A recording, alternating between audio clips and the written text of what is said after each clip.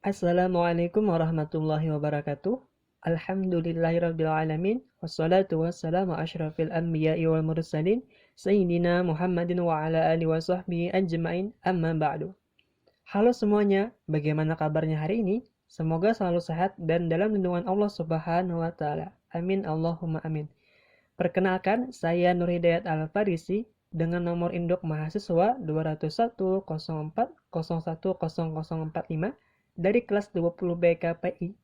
Pada kesempatan kali ini, saya akan membawakan sebuah video dalam rangka memenuhi tugas UAS mind mapping yang diampu oleh Ibu Rizkiatul Hasanah SOS MSOS. Sebelumnya, saya sudah menyiapkan mind mapping yang nantinya akan menjadi acuan dalam video kali ini. Dalam bab pertama terdapat beberapa pokok-pokok pembahasan, yakni pengertian media massa, karakteristik media massa, macam-macam media massa, dan pengertian masalah sosial dan jenis-jenisnya. Pengertian media massa. Media massa merupakan sarana komunikasi dalam menyampaikan pesan-pesan serta sebagai alat komunikasi untuk menyebarluaskan berita ke masyarakat luas. Dengan menggunakan alat-alat komunikasi seperti radio, surat kabar, TV, dan film. Media massa ialah sarana atau alat yang dipakai dalam cara kerja komunikasi massa, yaitu komunikasi yang ditunjukkan terhadap orang banyak. Media massa juga memberikan info perihal perubahan sesuatu, bagaimana hal itu berjalan, dan hasil apa yang ingin dicapai. Lanjut ke karakteristik media massa. Pertama ada publisitas, kedua ada kontinuitas, ketiga ada periodisitas, keempat ada aktualitas, dan yang terakhir adalah universalitas. Adapun macam-macam media massa. Macam-macam media massa pada bentuknya terbagi menjadi 3 bahagian. Pertama ada media massa elektronik, yaitu media massa yang isinya disebarluaskan melewati suara atau gambar dan suara dengan menggunakan teknologi elektro seperti radio, televisi, dan film. Yang kedua adalah media massa cetak.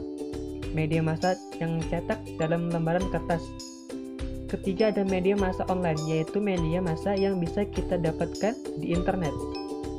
Lanjut ke pengertian masalah sosial dan jenis-jenisnya. Masalah sosial timbul karena adanya ketidaksesuaian antara unsur-unsur kebudayaan atau masyarakat, di mana dapat membahayakan kehidupan kelompok sosial atau menghambat terpenuhinya keinginan-keinginan pokok warga kelompok sosial tersebut yang menyebabkan kepincangan ikatan sosial. Jenis-jenis masalahnya pertama ada kemiskinan, kriminalitas, dan kebodohan. Contoh masalah sosialnya adalah seperti porno media, berita hoax, dan tayangan yang tidak bermutu. Bab yang ke-8, yakni pengertian teori konflik dan pengertian teori interaksi simbolik. A. Pengertian teori konflik. Teori konflik atau teori struktural konflik mulai diperkenalkan pada tahun 1960-an. Pertama kali teori ini muncul dalam sosiologi Amerika Serikat sebagai kebangkitan kembali dari berbagai gagasan yang diungkapkan oleh Karl Marx dan Max Weber. Jadi, ide dasar dari teori konflik ini diambil dari pemikiran kedua, pemikir yang tadi. Marx dan Weber secara tegas menolak gagasan yang menyatakan bahwa masyarakat cenderung mengarah kepada konsensus dasar atau harmoni, di mana struktur masyarakat yang berlangsung bekerja untuk kebaikan setiap orang. Dapat kita ketahui, konflik ini terbagi menjadi 2 pengertian. Pertama ada sebagai artiannya adalah kompetisi, dan pengertian kedua adalah permusuhan. Lanjut ke kritik terhadap teori konflik. Beberapa kritik yang ditunjukkan pada teori konflik ini meliputi: pertama ada teori konflik dianggap mengabaikan ketertiban dan stabilitas dalam masyarakat. Yang kedua, teori konflik ini memiliki dasar ideologi yang radikal. Lanjut ke pengertian teori interaksi simbolik. Interaksionisme simbolik sendiri adalah berfokus pada mempelajari sifat interaksi yang merupakan kegiatan sosial dinamis manusia. Perspektif ini memandang bahwa individu pada dasarnya bersifat aktif, reflektif, dan kreatif, menafsirkan serta menampilkan perilaku yang rumit dan juga sulit diramalkan. Jadi, sederhananya, perspektif interaksi simbolik ini menolak gagasan yang menyebut bahwa individu adalah organisme yang pasif. Kritik teori interaksi simbolik. Interaksionis terlalu memperhatikan kehidupan individu sehari-hari dan pembentukan sosial dari dirinya. Yang kedua, yakni interaksi simbolik ini mengabaikan faktor-faktor psikologis seperti kebutuhan, motif, dan niat, dan justru lebih memusatkan kajiannya kepada tindakan, simbol, serta interaksi. Yang ketiga, yakni teori ini hanya memfokuskan pada kehidupan manusia sehari-hari. Bab yang ke-9, yakni pengertian stimulus respon dan pengertian teori difusi inovasi. A. Pengertian teori stimulus respon. Teori stimulus respon merupakan suatu prinsip belajar yang sederhana, di mana efek merupakan reaksi terhadap stimulus tertentu. Dapat kita simpulkan bahwa teori stimulus respon merupakan teori yang menyatakan bahwa organisme belajar dulu untuk mengasosiasikan stimulus awal dengan yang lainnya, stimulus yang berdekatan, dan kemudian menanggapi stimulus kedua yang terkondisi dengan perilaku sebelumnya yang dipicu oleh stimulus awal. Beberapa istilah yang perlu dijelaskan dalam teori ini adalah stimulus, respon, dan dorongan. Pertama ada stimulus. Stimulus adalah suatu peristiwa yang terjadi baik di dalam maupun di luar tubuh manusia yang menyebabkan timbulnya suatu perubahan tingkah laku. Kedua yakni respon. Respon adalah perubahan yang disebabkan oleh adanya stimulus. Ketiga ada dorongan. Dorongan adalah suatu kekuatan dalam diri seseorang yang jika telah mencapai kekuatan yang maksimum akan menyebabkan orang tersebut melakukan sesuatu. Menurut Dollar dan Miller, terdapat dua macam dorongan pada manusia. Pertama ada dorongan primer, yakni dorongan yang seperti bawaan seperti lapar, haus, sakit, dan seks. Kedua yakni dorongan sekunder. Dorongan sekunder adalah dorongan yang bersifat sosial dan dipelajari, misalnya seperti dorongan untuk mendapatkan upah, pujian, perhatian, dan sebagainya. B. Definisi teori difusi dan inovasi. Teori difusi inovasi merupakan teori yang membahas tentang bagaimana ide atau gagasan baru dan teknologi tersebar dalam suatu kebudayaan. Teori difusi inovasi merupakan perpaduan dari kata difusi dan inovasi. Dalam kamus KBBI, kata difusi memiliki arti berupa penyebaran atau perembesan sesuatu berupa kebudayaan, teknologi, atau ide dari suatu pihak ke pihak lainnya. Sedangkan inovasi memiliki arti sebagai pemasukan atau pengenalan hal-hal yang baru, yakni sebuah pembaruan. Secara garis besar dapat kita simpulkan bahwa difusi inovasi merupakan proses sosial dalam mengomunikasikan informasi mengenai ide-ide baru yang awalnya dipandang secara subjektif, namun perlahan-lahan mulai dikembangkan melalui proses konstruksi sosial sehingga dapat dipandang secara objektif. Jenis-jenis teori difusi inovasi. Pertama ada jenis difusi sentralisasi. Difusi sentralisasi merupakan segala sesuatu yang menyangkut kapan dimulainya sebuah inovasi, penilai, hingga saluran komunikasi yang digunakan terkait proses difusi yang dilakukan oleh seorang pemimpin. Jenis yang kedua yakni jenis difusi desentralisasi. Dalam KBBI, desentralisasi merupakan penyerahan sebagai wewenang pimpinan kepada bawahan atau pusat kepada cabangnya. Dalam ranah difusi inovasi, difusi desentralisasi ini dapat diartikan sebagai proses difusi yang dilakukan oleh masyarakat yang bekerja sama dengan beberapa orang yang telah menerima sebuah inovasi. Bab yang ke-10 yakni pengertian teori agenda setting dan pengertian teori dependensi. A. Pengertian teori agenda setting. Teori penentuan agenda adalah teori yang menyatakan bahwa media massa berlaku merupakan pusat penentuan kebenaran dengan kemampuan media massa untuk mentransfer dua elemen, yaitu kesadaran dan informasi. ke dalam agenda publik dengan mengerahkan kesadaran publik serta perhatiannya kepada isu-isu yang dianggap penting oleh media massa. Teori agenda setting pertama kali dikemukakan oleh Walter Lippmann pada konsep The World Outside and the Picture in Our Head.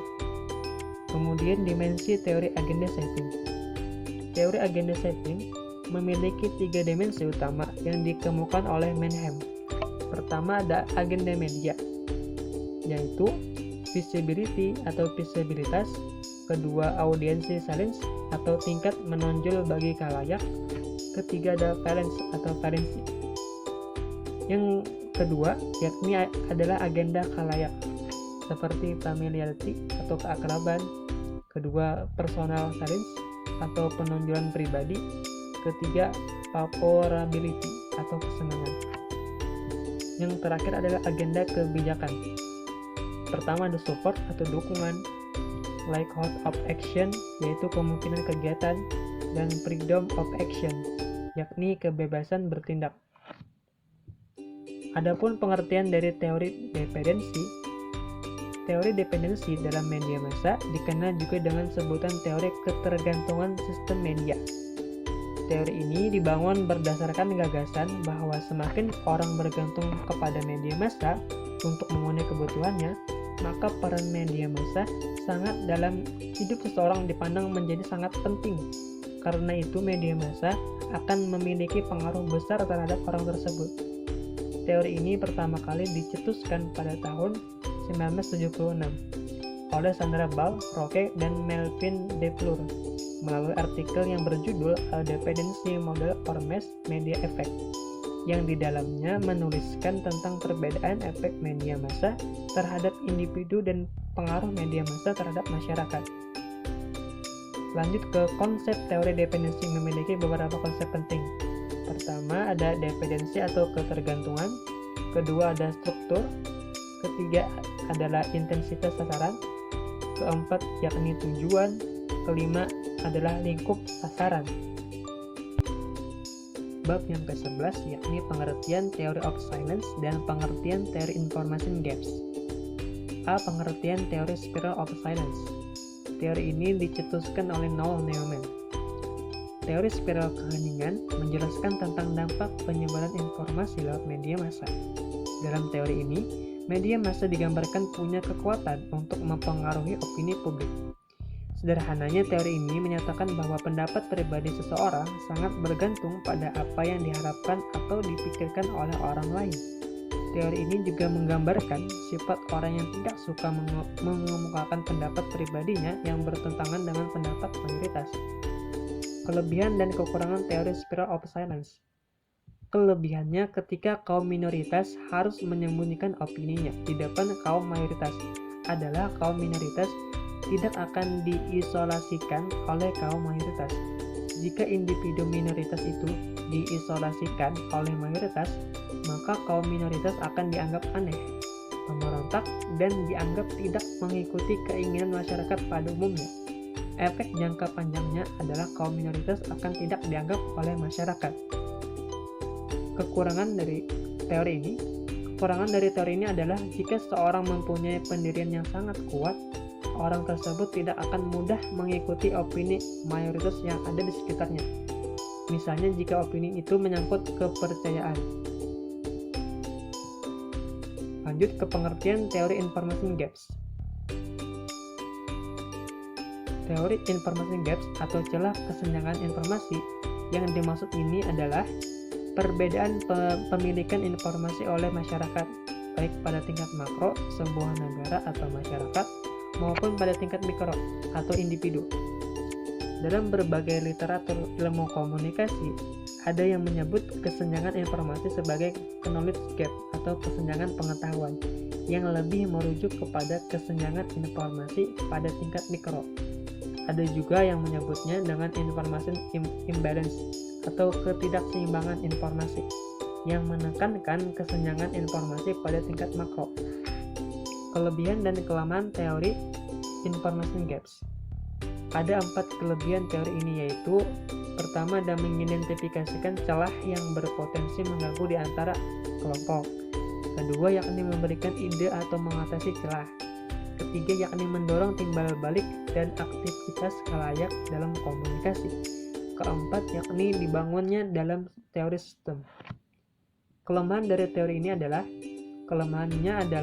hanya melihat tingkat kesenjangan informasi berkaitan dengan tingkat pendidikan dan ekonomi saja, tapi tidak melihat banyak faktor lain seperti biologis, geografis, agama, profesi, kelompok, dan lain-lain. Bab yang ke-12 yakni pengertian teori feminisme dan pengertian teori use and effect. A. Pengertian teori feminisme. Teori feminisme berasal dari kata feminin atau feminitas dari bahasa Prancis. Feminin adalah sebuah kata sifat adjektif yang berarti kewanitaan atau menunjukkan sifat perempuan. Feminisme merupakan aliran pergerakan wanita yang memperjuangkan hak-hak perempuan, gerakan dan ideologi yang bertujuan untuk mencapai tingkat gender yang bernaung pada hak asasi manusia. Feminis berupaya melindungi wanita dari tindak kekerasan integrasi sosial, untuk melindungi perempuan dari pemerkosaan, dari pelecehan seksual, dan kekerasan dalam rumah tangga. Adapun macam-macam teori feminisme.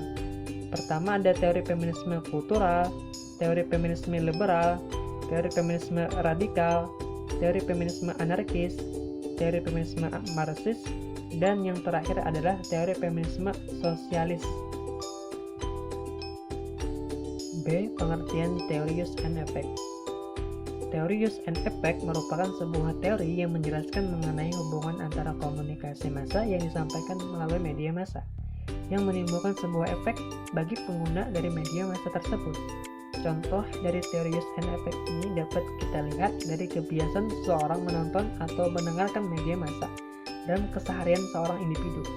Misalnya seperti kebiasaan orang menonton drama Korea yang menimbulkan sebuah efek dari apa yang dilihatnya. Bab yang ke-13 yakni pengertian teori informasi shaking dan pengertian teori konstruksi media massa. A. Pengertian teori information shaking. Penemuan informasi merupakan upaya menemukan informasi dengan tujuan tertentu sebagai akibat dari adanya kebutuhan untuk memenuhi tujuan tertentu.